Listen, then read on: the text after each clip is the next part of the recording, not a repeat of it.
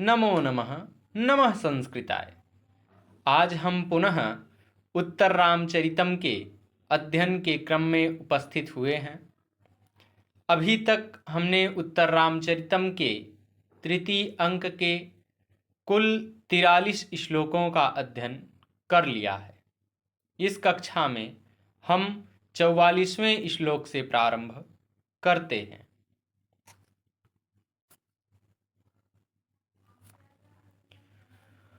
उपायानां भावा दविरतविनोदव्यतिकरैर्विमर्दैर्वीराणाम् जगति जनितात्यद्भुतरसः वियोगो मुग्धछायाः स खलु रिपुघातावधिरभूत्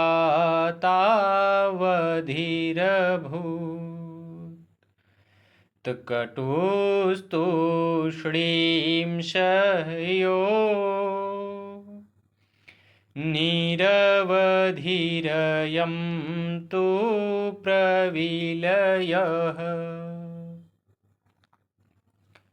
इसका अन्वय है उपायानाम भावात अविरत विनोद व्यतिकरैः वीराणां विमर्दैः जगति जनितात्यद्भुतरसः मुग्धाच्छाः स वियोगः खलु रिपुघातावधिः अभूत् कटुः तुषडीम शह्यः अयं प्रविलेयः तु निरवधि। इसका शाब्दिक अर्थ है उपायानाम भावात अर्थात उपायों के होने के कारण, अविरत अर्थात निरंतर, विनोद अर्थात मनोरंजन के साधनों के, व्यतिकरैः अर्थात संबंध से या घटनाओं के होने से, विमर्दैः अर्थात युद्धों से, जनितात्यद्भुत रसः अर्थात जिसने अत्यधिक अद्भुत रस को उत्पन्न किया है, मुग्धाक्ष्याः अर्थात सुंदर नेत्रों वाली सीता का, रिपु घातावधि अर्थात शत्रु रावण आदि का वध जिसकी अवधि या सीमा थी, कटुः अर्थात अत्यंत कठोर, सह्यः अर्थात सहने योग्य, निरवधि अर्थात असीम अथवा अनंत, प्रविलयः अर्थात वियोग अथवा विरह। पुनः एक बार श्लोक को देखते हैं। उपायानां भावा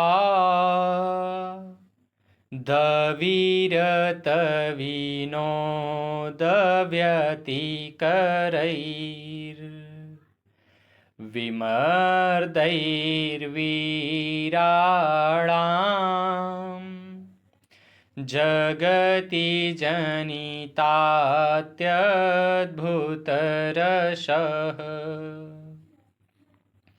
वियोगो मुग्धाक्ष्याः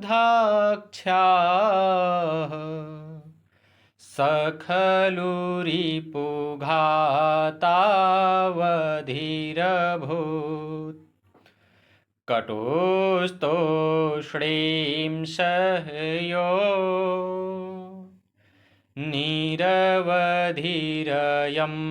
तु प्रविलयः। अर्थात उपायों के होने से निरंतर मनोविनोद के साधन स्वरूप सुग्रीव आदि वीरों के युद्धों से संसार में अत्यधिक अद्भुत रस को उत्पन्न करने वाला सुनैना सीता का वह पूर्व वियोग वस्तुतः शत्रु रावण आदि के वध तक ही रहने वाला था, किंतु कठोर और चुपचाप सहने योग्य यह वियोग तो असीम है। इसकी टिप्पणी में हम बताएंगे कि यह शिखरणी छंद में लिखा गया है और इसमें काव्यलिंग अलंकार का प्रयोग है।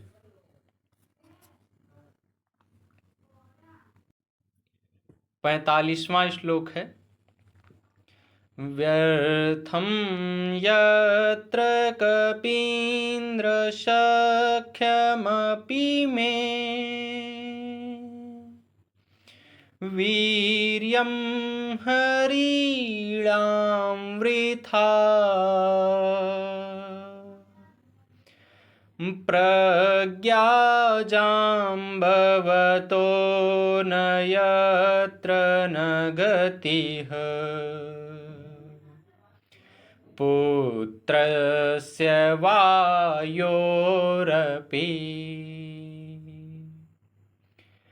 मार्गं यत्र न विश्वकर्मतनयः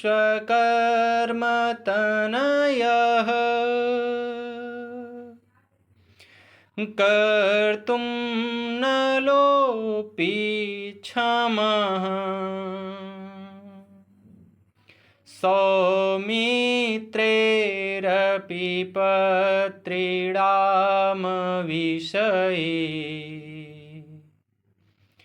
तत्र प्रिये क्वाशी में।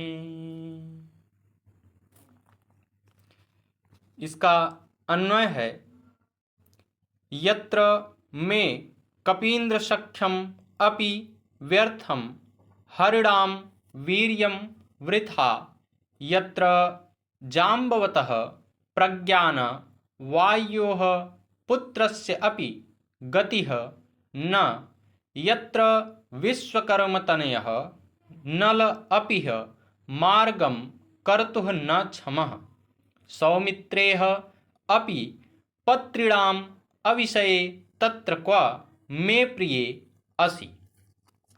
इसका शाब्दिक अर्थ है कपीन्द्र सख्यमपि अर्थात वानरों के राजा सुग्रीव के साथ मित्रता, हरिणाम वीर्यम वृथा अर्थात वानरों का पराक्रम भी इस वियोग में काम नहीं दे सकता है, जाम्बवतः प्रज्ञाना और जामवान की बुद्धि भी काम नहीं दे सकती है, पुत्रस्य वायुः अपि वायु के पुत्र हनुमान की विश्वकर्मतनयः अर्थात विश्वकर्मा का पुत्र नल, सौमित्रेः अपि पत्रीणाम अविषये अर्थात सुमित्रा के पुत्र लक्ष्मण के बाणों का भी जो विषय नहीं है, क्वासी अर्थात हे सीता तुम कहाँ हो।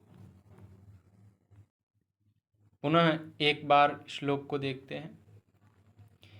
व्यर्थं यत्र कपीन्द्र शक्यमपि मे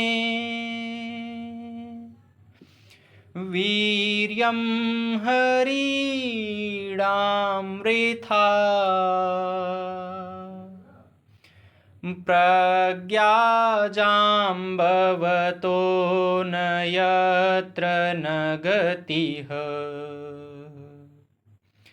पुत्रस्य वायोरपि मार्गं यत्र न विश्वकर्मतनयः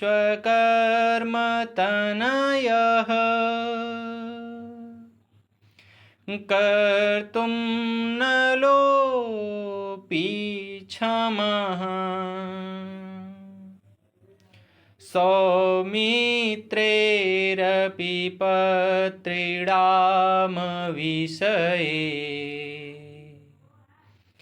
तत्र प्रिये क्वाशी में अर्थात जहाँ वानरराज सुग्रीव के साथ मेरी मित्रता भी व्यर्थ है, जहाँ वानरों का पराक्रम भी व्यर्थ है, जहाँ जाम्बवान की बुद्धि भी काम नहीं कर सकती, जहाँ वायुपुत्र हनुमान की भी गति नहीं है, जहाँ विश्वकर्मा का पुत्र नल भी मार्ग बनाने में समर्थ नहीं है, लक्ष्मण के बाणों के भी अगोचर ऐसे किस स्थान पर हे मेरी प्रिय सीता तुम रह रही हो। इसकी टिप्पणी में हम बताएंगे कि यह शार्दूल विक्रीडित छंद में लिखा गया है और इसमें समुच्चय अलंकार का प्रयोग है।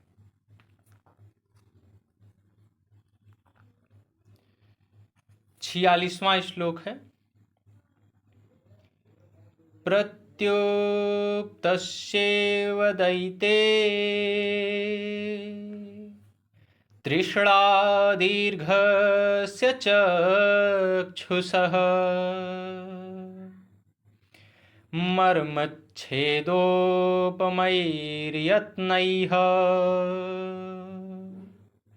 सन्निकर्षो निरोध्यते।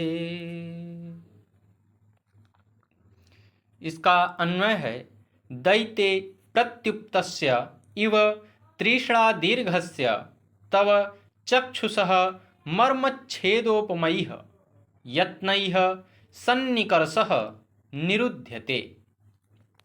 इसका शाब्दिक अर्थ है दैते अर्थात प्रियतम, प्रत्युक्तस्यैव अर्थात राम पर गड़ी हुई सी, तृष्णा दीर्घस्य अर्थात इच्छा अर्थात राम को अनिमेष देखने की लालसा से विशाल, मर्मच्छेदोपमयी अर्थात मर्म स्थल में बिधने के तुल्य, सन्निकर्षः अर्थात समीपता अथवा संबंध, निरुध्यते अर्थात रोका जा रहा है। पुनः एक बार श्लोक को देखते हैं। प्रत्युक्तस्यैव दयिते तृष्णा दीर्घस्य चक्षुषः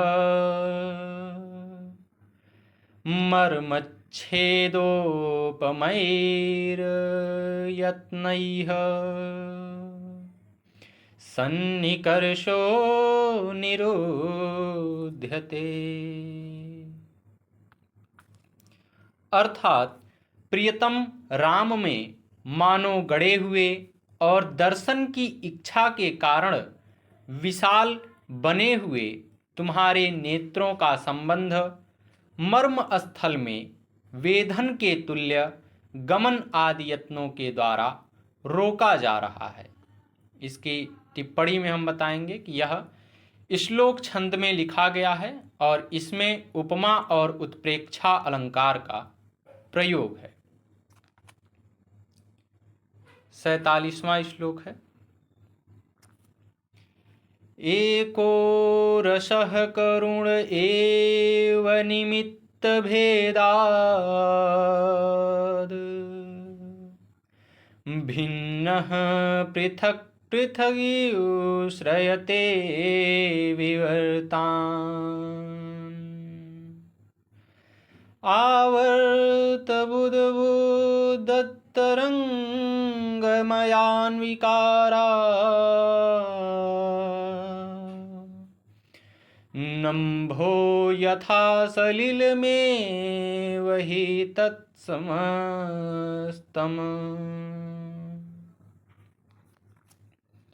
इसका अन्वय है एकः करुणः रसः एव निमित्त भेदात् भिन्नः सन् पृथक् पृथक् विवर्तान् श्रयते इव यथा अम्भः आवर्त बुद्बुद तरंगमयान विकारान् श्रयते तत समस्तं सलिलम एव हि। इसका शाब्दिक अर्थ है एकः अर्थात अद्वितीय, करुणः रसः एव अर्थात करुण नाम का रस निमित्त भेदात अर्थात आलंबन आदि कारणों के भेद से, विवर्तान अर्थात श्रृंगार आदि परिणामों को, श्रयते इव अर्थात प्राप्त करता हुआ सा, अम्भः अर्थात जल, आवर्त बुदबुद तरंगमयान अर्थात भंवर, बुलबुले और तरंग रूपी विकारों को विकारान प्राप्त होता है। पुनः एक बार श्लोक को देखते हैं।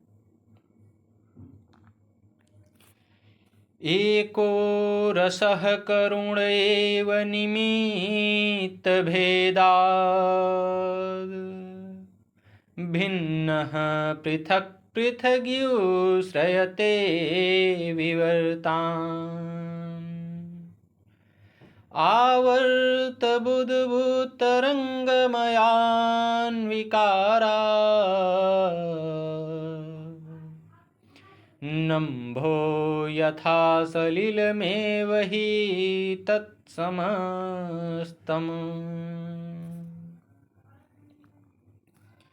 अर्थात एक करुण रसी कारण भेद से भिन्न होकर पृथक पृथक श्रृंगार आदि परिणामों को प्राप्त करता हुआ प्रतीत होता है।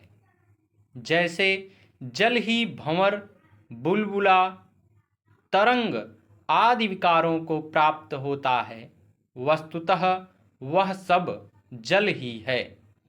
इसकी टिप्पणी में हम बताएंगे कि यह वसंत तिलका छंद में लिखा गया है और इसमें उपमा और उत्प्रेक्षा अलंकार का प्रयोग है। 48वां श्लोक है।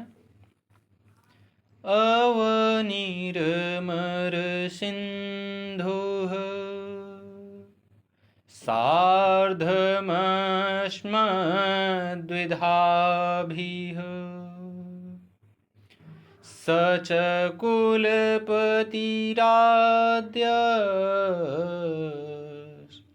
छन्दसां यः प्रयोक्ता स च मुनिरनुयाता